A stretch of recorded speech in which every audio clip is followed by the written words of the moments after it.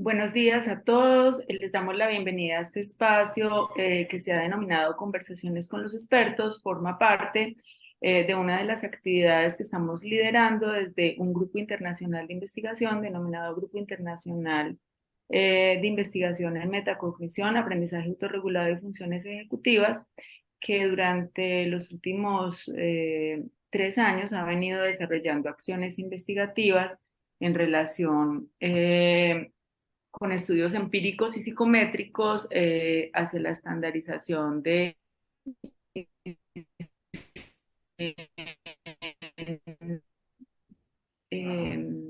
de instrumentos de medición en el campo de la metacognición. Hoy vamos a desarrollar una entrevista, va a ser la primera que hacemos para Colombia. Estamos pensando que este va a ser un espacio liderado desde el grupo, donde cada mes tendremos a un experto por país. En este caso, es un interés del grupo de investigación profundizar en los estudios interculturales de comparación entre culturas. Particularmente tenemos hoy el abordaje de la pregunta acerca de cómo aprenden y se regulan estudiantes de diferentes culturas. Nos acompañan hoy en el espacio, digamos, de entrevista. Hace la entrevista el doctor Antonio Gutiérrez de Bloom. Él es profesor del Departamento de Currículo, Fundamentos y Lectura de la Universidad del Sur de Georgia y es doctor en psicología con énfasis en psicología educativa. También es una de las personas que más ha trabajado en el mundo el tema de la metacognición, específicamente en los campos de monitoreo metacognitivo y metacomprensión, y quien más aportes ha realizado al campo de la medición en el área de la metacognición. Vamos a hacer la entrevista con el doctor Javier Taborda Chaurra. El doctor Javier Taborda es profesor del Departamento de Estudios Educativos de la Universidad de Caldas en Colombia, es profesor invitado en múltiples doctorados y programas de maestría. En particular, agradecemos, que aceptara esta entrevista porque queremos conocer toda su experiencia para el mundo en relación con lo que ha sido su formación en el campo de la educación en diferentes culturas, con diferentes etnias, con grupos vulnerables.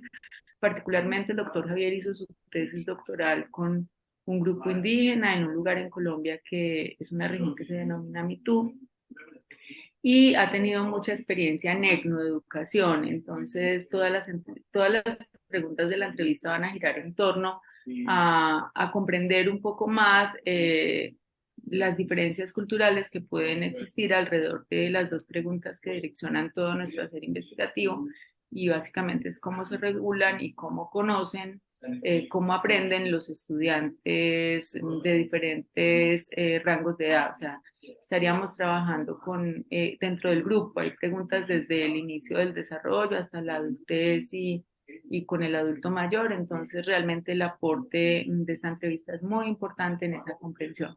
Le agradecemos mucho a los doctores Antonio Gutiérrez, al doctor Javier Taborda, el dar apertura a este espacio para el Grupo de Investigación Internacional en Metacognición, y pues compartir esta experiencia que cada uno de ellos ha tenido desde su campo y que se constituyen en toda una inspiración para muchos investigadores en el mundo. Muchísimas gracias a la Universidad de Caldas y al Departamento de Estudios Educativos por generar todas las condiciones para que este espacio de conversación, que es el primero que hacemos a nivel internacional, fuera posible. Entonces les damos la bienvenida a los doctores y estaremos muy atentos a todos los aprendizajes que derivemos de su. Muchas gracias. De nuevo, bienvenido, doctor Javier. Estamos muy entusiasmados de entrevistarlo hoy.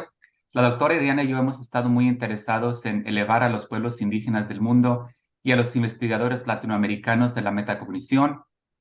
Nos damos cuenta que los pueblos indígenas han sido tradicionalmente maltratados a lo largo de la historia humana y América Latina no es diferente. Recientemente supe que el genocidio de pueblos indígenas más exitoso en la historia humana ocurrió en América Latina, donde más de 100 millones de indígenas inocentes perdieron la vida como resultado de las conquistas españolas de América Latina.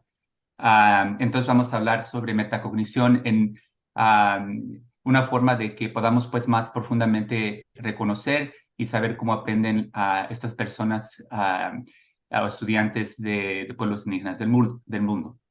En términos generales, puede indicarse que la metacognición se refiere al conocimiento, la regulación y el nivel de conocimiento que tenemos sobre nuestra propia cognición y sobre nuestros procesos del aprendizaje. En este sentido, la propuesta es conversar sobre algunos de los componentes básicos de la metacognición de acuerdo a la forma como la viven y la experimentan los estudiantes en algunos grupos indígenas, escuelas normales o comunidades de minorías étnicas desde sus lugares de origen o desde la universidad, a partir de algunas de las siguientes preguntas. En su trabajo educativo y de formación con grupos indígenas, la idea es que pueda compartirnos y comunicarnos algo de su amplia experiencia en relación a cómo los estudiantes indígenas aprenden, se regulan y reconocen sus errores y cómo los ajustan. La primera pregunta, doctor Javier, ¿cómo conocen o abordan los temas que van a aprender? Bueno, en relación con esa pregunta, pues habría que hacer como, digamos, una pequeña introducción y que tiene que ver con las formas que adopta la educación en Colombia. Colombia, pues, existe, vamos, lo que nosotros llamamos la educación formal y la educación para el desarrollo humano. La educación formal, pues, es la que en la mayoría de países, pues, se conoce como de iniciación preescolar, básica, media, y eso está dentro del ámbito de lo que llamamos la educación formal, pero existen otras modalidades de educación, y está, por ejemplo, la educación para adultos, la educación campesina y rural, y está la educación para grupos étnicos. Digamos que la educación para grupos étnicos es, digamos que está enmarcada en la política oficial del Ministerio de Educación Nacional organizada a estas educaciones. En ese sentido, es una educación que viene desde arriba, desde el ministerio hacia abajo, hacia las comunidades, y contempla las áreas obligatorias y un pequeño espacio para que, digamos, las comunidades indígenas, los grupos étnicos, dediquen un pequeño espacio a lo que es, a lo que son los componentes de su espiritualidad, lo que tiene que ver con su derecho propio, con el conocimiento de su territorio, con sus costumbres, en fin.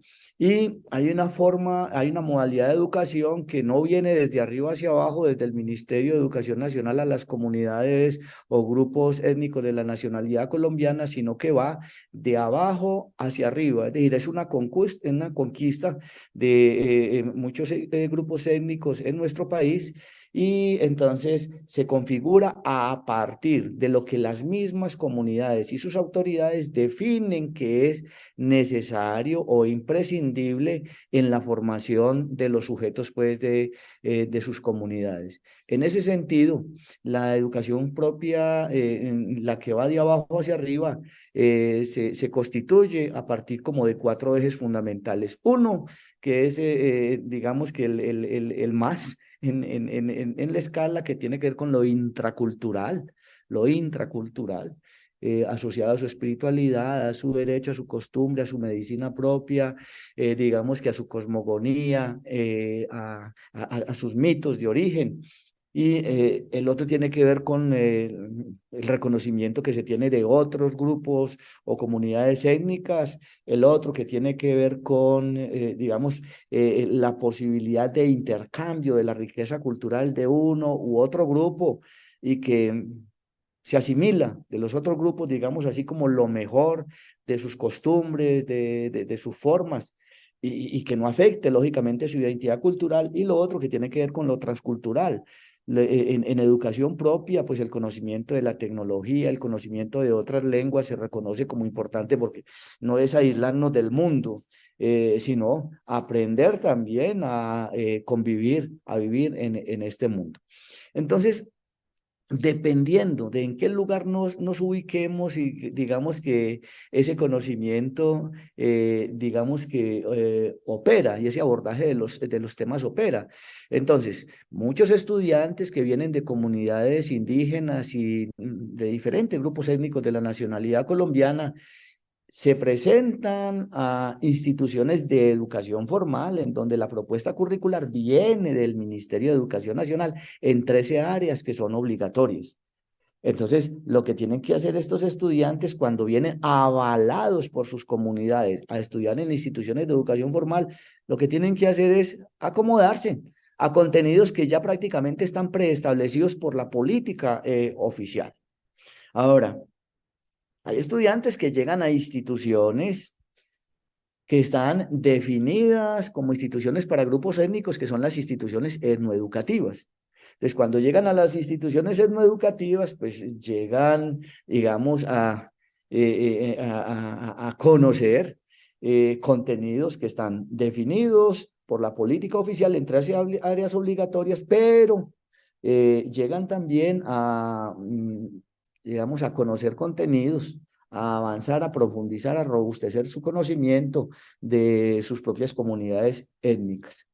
Y digamos que hay estudiantes que no llegan a instituciones educativas en donde conocen las 13 áreas obligatorias y lo propio de sus comunidades, sino que son instituciones donde la educación propia, con un centro muy importante en lo intracultural, se ha de conocerse.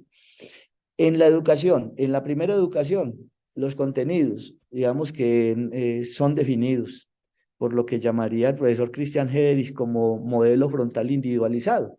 El profesor y la institución es el que decide qué se enseña en cada una de las áreas obligatorias, es el que decide cómo se evalúa, cómo se transmite, en fin.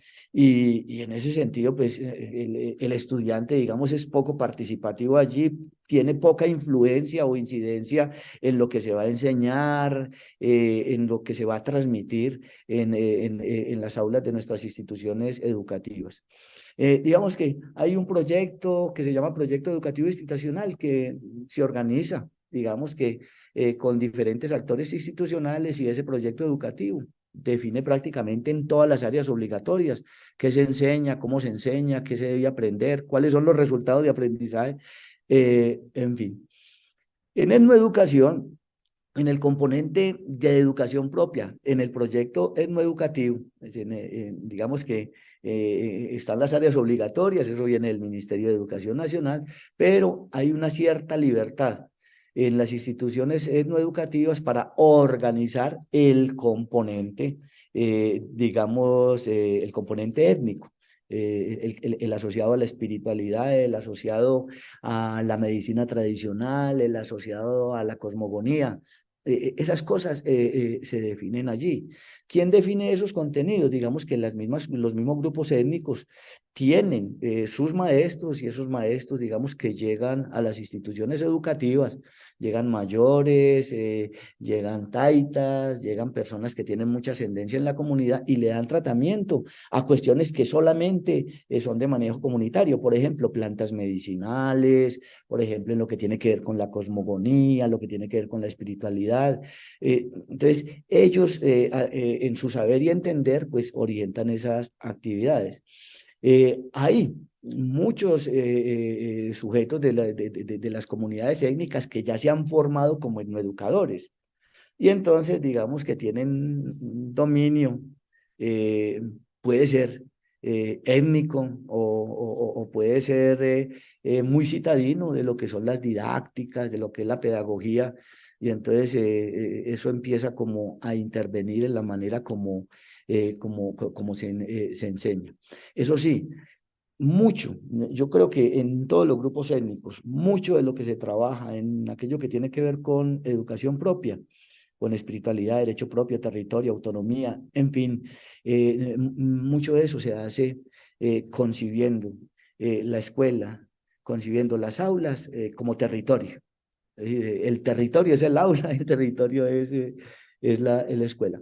En educación propia, es decir, la que va de abajo hacia arriba, Las mismas comunidades son las que definen los contenidos, qué se enseña, digamos, como en cada módulo que es necesario trabajar. Por ejemplo, hay un módulo de espiritualidad, hay un módulo de territorio, hay un módulo como de, digamos, que tiene que ver con cosmogonía, hay un módulo que tiene que ver con, digamos, con asuntos políticos, de tierra, legislación, en fin. Y es la misma comunidad, cada comunidad la que define en cada uno de esos módulos es qué es lo que los estudiantes deben conocer. Muchas gracias. Y hablando de eso más profundamente, ¿qué tipo de estrategias de aprendizaje utilizan estos estudiantes para aprender mejor? ¿Qué tipo de estrategias utilizan los estudiantes? Pues yo creo que reconocidos en el país hay creo que cerca de 87 grupos étnicos diferentes, pues en comunidades indígenas. En comunidades que llamamos aquí NAR, que son negros, afrodescendientes, cimarrones, raizales. Pues, cada una, digamos que eh, en cada una de esas comunidades uno puede, digamos, intentar comprender cuáles son esas estrategias de aprendizaje. Incluso un profesor muy nuestro, muy cercano a nosotros, trabajó un proyecto hace algunos años sobre regiones cognitivas en Colombia. Regiones cognitivas en Colombia. Y en esos estudios sobre regiones cognitivas en Colombia, pues identificó que en esto del aprender y en esto de las estrategias de aprendizaje, pues digamos que cada región tiene sus particularidades, ¿cierto? Pero más que eso, cada grupo étnico, cada grupo poblacional tiene sus particularidades. Por ejemplo, hay grupos étnicos en los cuales, digamos que la repetición, digamos que es como un asunto esencial. En las comunidades, por ejemplo, en el lugar en el que yo estuve desarrollando mi tesis doctoral, yo diría que en relación con el aprender, los estudiantes son muy heterónomos, son muy heterónomos. Yo conversaba recientemente con profesores, con una profesora de allí de la normal precisamente sobre esto. Son estudiantes muy heterónomos, es decir, que hay un direccionamiento de los profesores en relación con lo que los estudiantes deben aprender y los estudiantes tienen como estrategia para el aprender y para responder por aquello que se les enseña, pues mucho como la memorización. Esto es como característico allí. Y si se suma a esto, que se siguen muchos libros de texto y cartillas como orientadoras de unas ciertas asignaturas, entonces escribir lo que dice la cartilla en ocasiones, el texto, y dar cuenta de memoria, si se puede, lo que dice allí. Entonces exige mucho de los estudiantes como estrategias de repetición y repetición y repetición.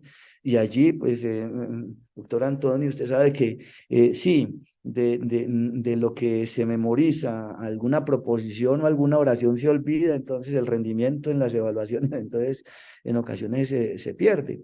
Pero bueno, digamos que hay lugares en la nacionalidad colombiana en donde la heteronomía en relación con el aprendizaje como que funciona mucho y va desde mi perspectiva, como en línea como con la repetición en el aprendizaje como estrategia y la reproducción de lo que se le enseña a uno como que es la línea. Pero no todas las comunidades, digamos que tienen esa como estrategia. Hay muchas comunidades de que uno consulta sobre cómo aprenden estas comunidades y estas comunidades y estos sujetos de estas comunidades le dicen a uno, nosotros somos más como de la experiencia, como del ir haciendo, de ver a nuestros mayores o a nuestros profesores y en la medida en que vemos lo que hacen y escuchamos lo que dicen, entonces nosotros así aprendemos. Muchos de estos estudiantes, si no hay práctica, no aprenden. A ver, ahí, acá en la Universidad de Caldas tenemos una organización que se llama Cabildo Indígena Universitario. Y entonces, en medio de las conversaciones con personas del Cabildo Indígena Universitario, nos dicen que cuando llegan a la universidad, por ejemplo, la universidad los abruma con una cantidad de cosas que son como muy del centro, muy citadinas, los llena de una cantidad de lecturas y que como que no comprende de pronto nuestra universidad la manera como ellos aprenden. Menos lectura y más práctica, ¿cierto? Entonces, muchas comunidades dicen, para nosotros la práctica es muy importante, el tener relación como con referentes concretos, empíricos, es muy importante para el aprendizaje nuestro.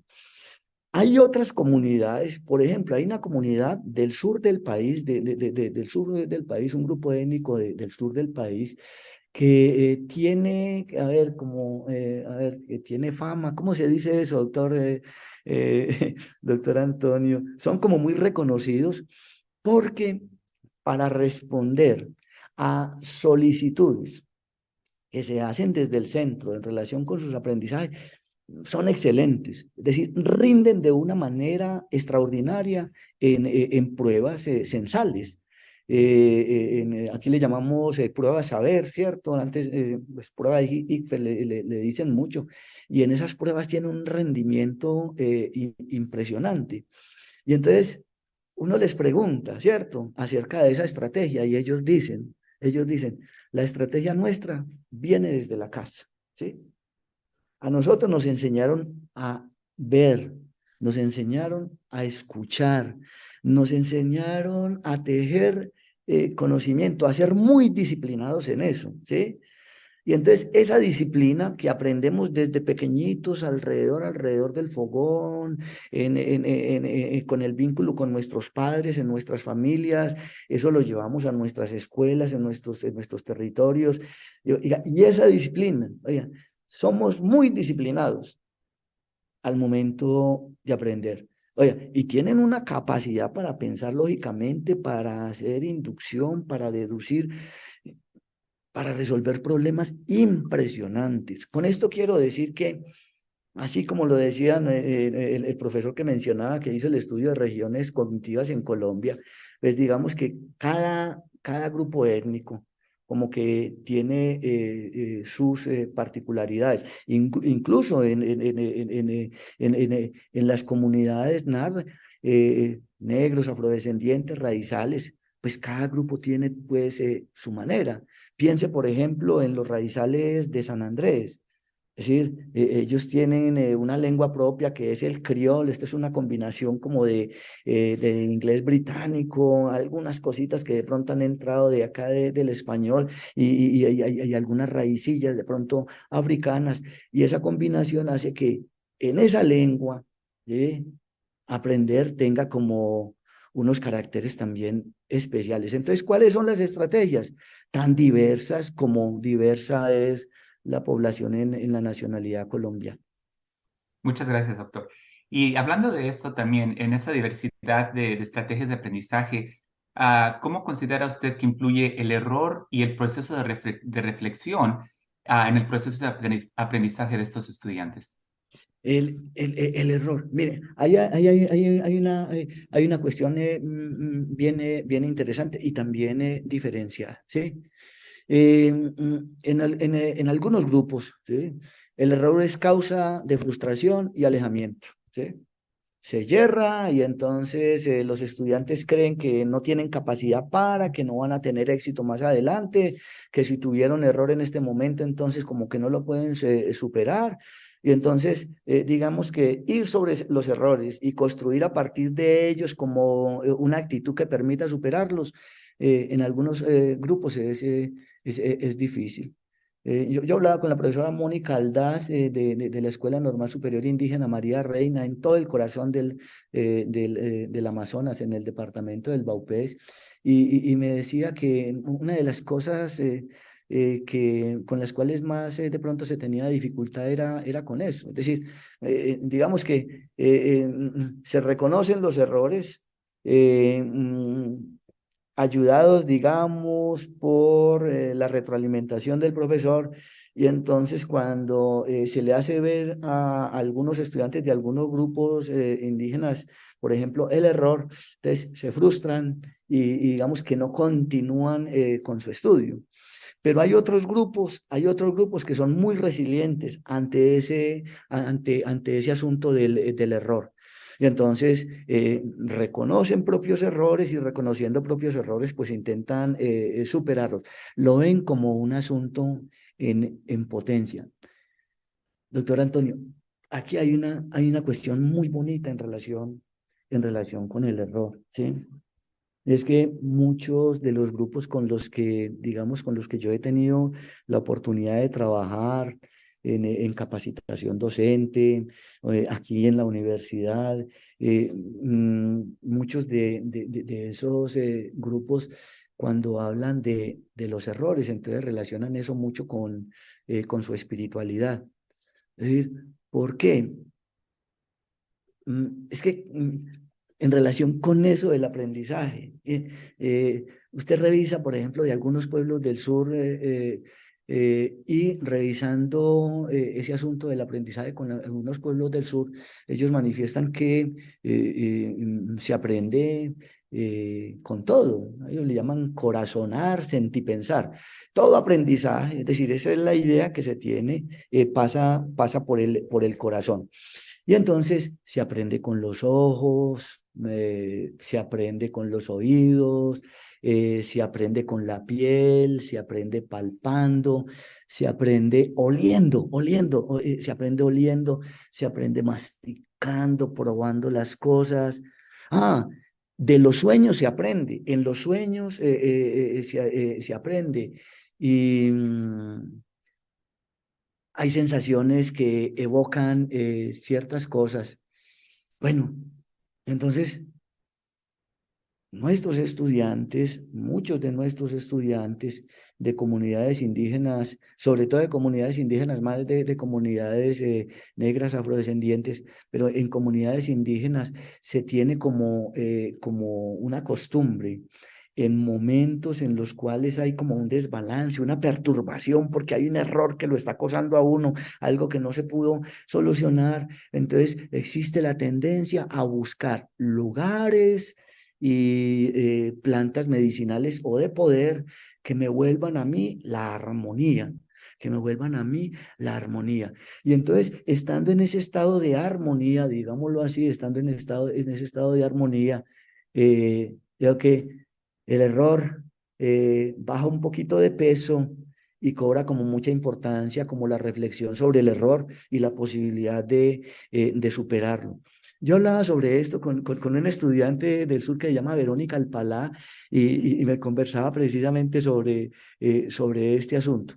Pero no todas las comunidades son resilientes en relación con este asunto, doctor Antonio. Y se me hace muy interesante, doctor Javier, porque eso de que nos cuenta usted, porque para mí se me parece como que las personas indígenas o los estudiantes de grupos indígenas buscan como esa armonía con el ambiente, con el medio ambiente. Y es interesante porque las culturas tradicionales del mundo, esas pues que típicamente están en poder en todos los países del mundo, es como si están luchando contra el ambiente. Y por eso estamos siempre como faltantes, nos falta pues ese balance, ¿verdad? Entonces a mí se me hace súper interesante de que usted habla que, bueno, si me estoy sintiendo frustrado, si me estoy como perseverando en este error, pues voy a encontrar armonía con el ambiente, o sea, con el mundo pues mismo, y así me encuentro ese balance, se me hace muy interesante. Bueno, entonces aquí, de acuerdo con su experiencia como docente en escuelas normales indígena, ¿cómo cree usted que se expresa la metacognición en estos grupos humanos, tanto en la perspectiva del docente como del estudiante? Ay, esto es muy interesante porque hay una experiencia particular de un investigador de acá del centro del país. que visitó una escuela normal indígena, visitó una escuela normal indígena como evaluador. Es decir, para ver si le daban a la escuela normal indígena, le daban la acreditación, que llaman un proceso de acreditación, pues, para seguir funcionando. Y entonces leyó el proyecto educativo de la institución y en el proyecto educativo de la institución se decía una cosa, decía que algo así como lo que dice la Ley General de Educación de nuestro país, de que el estudiante es un aprendiz activo, es un aprendiz activo. Y entonces a él le emocionaba mucho encontrar en esta escuela eso. Es decir, una escuela que se declara etnoeducadora y encontrar que en esa escuela se decía que el estudiante era un aprendiz activo. Eso lo emocionó intensamente. Y llegó a la institución y empezó a caminarla y a caminarla, oiga, y no se escuchaba una voz, ¿sí? Y empezó a pasar así por los lados de los salones con ventanales muy grandes, y los estudiantes no hablaban, ¿sí? Y entonces él decía, bueno, y entonces, ¿cierto? ¿En dónde está, digamos, el estudiante que levanta la mano, el estudiante que pregunta, el estudiante que es consultado? ¿Dónde están esos aprendices activos?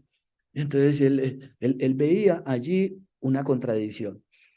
Y es precisamente porque esa contradicción, pues es lógica, porque él tenía las gafas digamos, del Ministerio de Educación Nacional, él tenía los lentes de Occidente para observar lo que estaba pasando en las aulas. Las aulas no son territorio, ¿sí?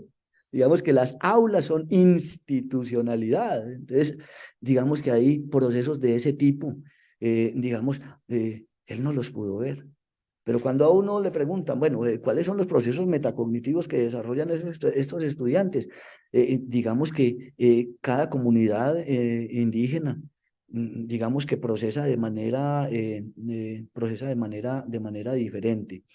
Digamos que un estudiante indígena, muchos de los estudiantes indígenas, ¿sí?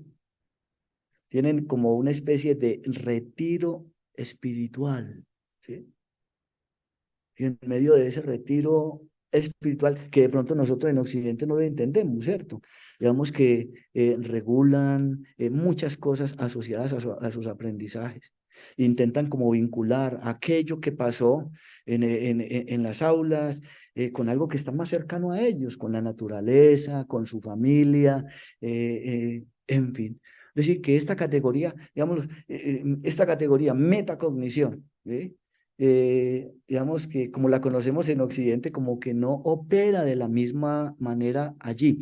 ¿Cómo le parece, doctor Antonio, que en las instituciones en las que nosotros estuvimos, sí, particularmente en una institución que amo, pues la institución educativa Escuela Normal Superior Indígena María Reina, del centro, digamos que un grupo de investigadores llegó con un instrumento muy occidental a intentar dar cuenta de cuál era mejor dicho, cómo procesaban información. A través de un instrumento, cómo procesaban información los estudiantes de las comunidades indígenas vinculadas a esta institución educativa.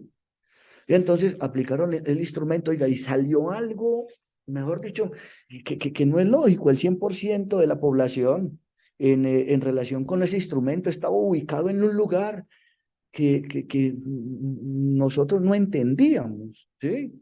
Es decir, los declararon con la aplicación de ese instrumento, dependientes para todo, heterónomos para todo, con problemas para comprender, con problemas para intentar buscar información o comprender un texto. Es decir, estaban en un lugar y sin embargo, en medio de la selva, para buscar información, estos chicos y estas chicas son unos genios. En medio de la maraña, en medio de la jungla, en medio de la selva, desenmascaren información. Entonces, son genios. Entonces, ahí es donde uno se pregunta, ¿con qué lente estamos mirando a las comunidades? ¿Sí? ¿Con qué lente les estamos mirando? Y yo creo que en ese sentido, este asunto habría que mirarlo, por ejemplo. Un asunto que tiene que ver con la metacognición en estas comunidades, ¿ya? Ellos lo dicen, la armonización. ¿Eh? Eh, Eso es un asunto esencial para ellos. Digamos que un indígena metacognitivo, no sé, pues hablando como en términos pues de acá del centro, es un sujeto que conscientemente ve la necesidad como de armonizarse, ¿sí? Es un estudiante que conscientemente ve la necesidad de ver aquello que está aprendiendo, que es conocimiento de pronto de Occidente, del centro, la relación que eso tiene, lo que permite eso que aprende en su armonización con la naturaleza, en su conversación con los espíritus de la naturaleza, en fin. ¿Sí? Y qué interesante, doctor Javier, porque usted yo creo que comenta sobre los problemas que afectan como la educación occidente. Por ejemplo, muchos de mis estudiantes actualmente me preguntan, ¿por qué estamos aprendiendo esto? ¿Qué es la importancia de lo que estamos aprendiendo? Y me ha molestado mucho durante toda mi carrera, doctor Javier, de que toda la educación que se llama pues de los mundos que están desarrollados, pues o los países desarrollados, está como le falta el contexto, está muy abstracta la información, no encuentran la utilidad los estudiantes para su vida cotidiana. De hecho, en los Estados Unidos siempre nos preguntamos por qué los estudiantes americanos son como los más bajos en muchos de los como los entornos académicos, ¿verdad? Por ejemplo, en matemáticas, las ciencias. Y lo que estoy escuchando de que usted nos dice sobre los estudiantes indígenas son que son muy prácticos y la información que no nos ayuda a nosotros a sobrevivir en nuestros territorios no es importante, no encontramos valor. Yo creo por eso en esa medida que utilizaron y desafortunadamente encontraron ese gran sesgo de que los estudiantes no pueden aprender, tenían problemas de comprensión, es como una falta de nuestro mundo, como usted le llama, pues el mundo occidente, de comprender más profundamente cómo experimentan el mundo estas personas, ¿verdad? Qué interesante. Bueno, ¿hay algo más de su amplia experiencia en la formación de estos grupos humanos que nos quiera compartir y que desea compartir con el mundo y con todas las personas interesadas en los estudios sobre la metacognición y el aprendizaje autorregulado, a que seguro revisarán con mucha alegría e interés esta entrevista? Quisiera decir muchas cosas al respecto, pero hay uno en particular y que tiene que ver pues con el asunto de la metacognición y con las estrategias de aprendizaje. En fin, está muy de moda en la didáctica aquí en Colombia hablar de cuáles son los elementos pues centrales en la didáctica contemporánea de las ciencias. Y entonces nos hablan de la enseñanza, del aprendizaje de los contenidos y esa vaina que llaman el triángulo didáctico. Y metieron en las cosas de interés de esta didáctica contemporánea el asunto del pensamiento crítico.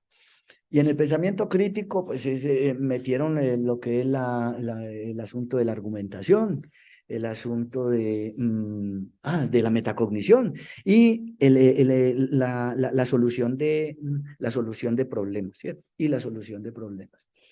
Aquí, en relación con la solución de problemas, hay una cosa muy, muy, muy importante. Bien, en las comunidades, los problemas son problemas colectivos. ¿Sí? Los problemas son problemas colectivos. Resulta que en la lógica nuestra, en la lógica del modelo frontal individualista, ¿sí? Es el modelo nuestro, de la competencia es un asunto de pronto muy importante, esto no se considera, ¿sí? Decía Liliana Pechené Muelas, que es de la comunidad Misak del sur del país, que en educación un asunto muy importante en este momento para todos los grupos, las comunidades étnicas, en todos los grupos, era fundamental construir conciencia. Construir conciencia.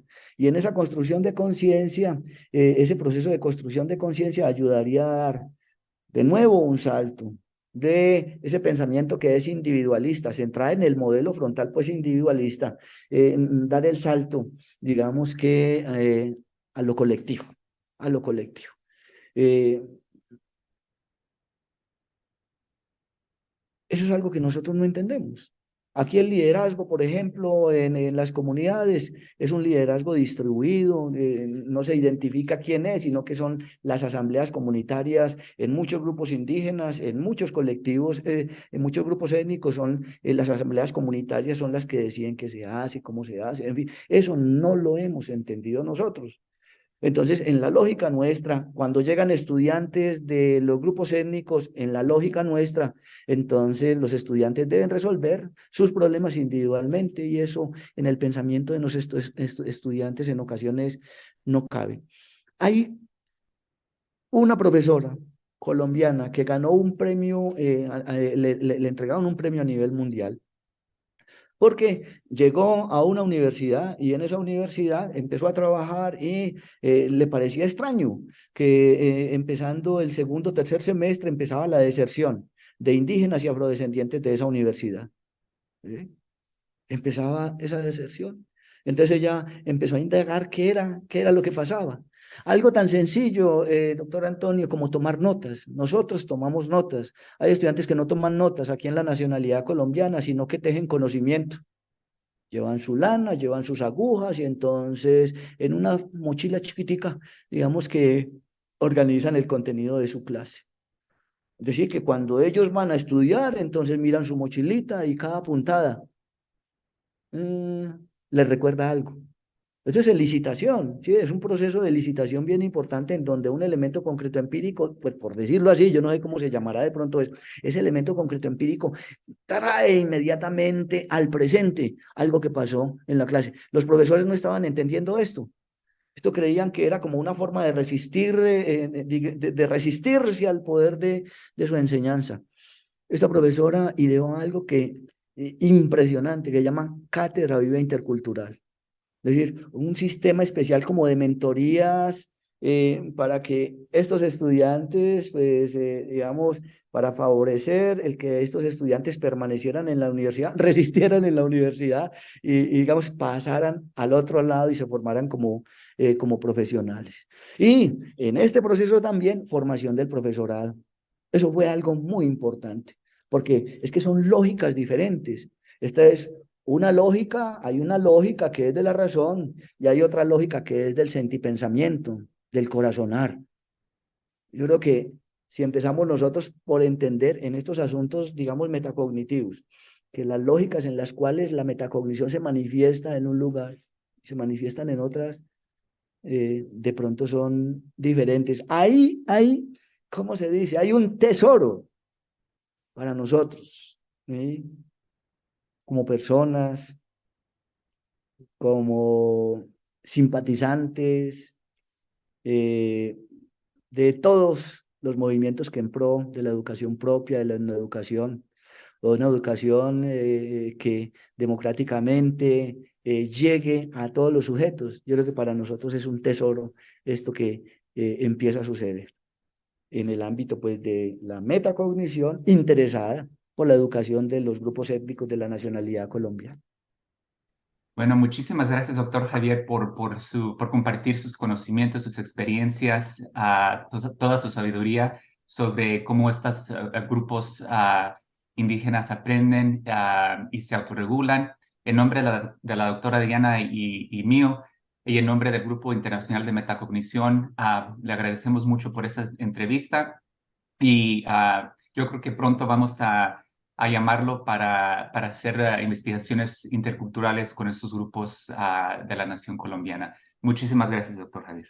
Muchas gracias a ustedes y bueno, en esta última parte, saludo especial a la comunidad del territorio ancestral de San Lorenzo, en Río Sucio Caldas, a nuestra Escuela Normal Superior Indígena María Reina de Mitú, en el Baupés y a todos los profesores y profesoras, a todas las comunidades afro con las cuales hemos tenido la oportunidad de compartir en el departamento de Caldas en proceso de capacitación, al Cabildo Indígena Universitario de mi universidad, a todos ellos por enseñarnos a vivir en más armonía con todos ustedes, con la naturaleza. Bonito día. Antes de cerrar la entrevista, queremos como agradecerles en nombre de la Universidad de Caldas, del grupo de investigación en metacognición del grupo internacional, pues que realmente está adscrito a 22 países y justo queremos como resaltar eso, Javier, esta entrevista se va a transmitir en vivo para 22 países el día de mañana, entonces, como muy bien lo planteó el doctor Antonio, en nombre de todos estos 22 investigadores interesados en pensar este constructo en muchos territorios, muchas gracias por conversar con nosotros. Este espacio que es de conversación con los expertos nos ilumina mucho desde la experiencia y desde el corazón, como tú mismo lo planteas, porque esa ha sido tu trayectoria de vida, o sea, esa es tu historia. Entonces, muchas gracias por compartirnos parte de tu historia y por dejar como este testimonio para que muchos investigadores de muchos lugares del mundo lo puedan conocer y puedan aprender de la conversación que ustedes acaban de tener. Muchas gracias al doctor Antonio siempre por su vínculo tan cercano con Colombia y con la Universidad de Caldas, con Manizales particularmente. Y muchas gracias al doctor Javier, pues, por compartirnos todo este testimonio de vida. Feliz día para todos. Feliz día.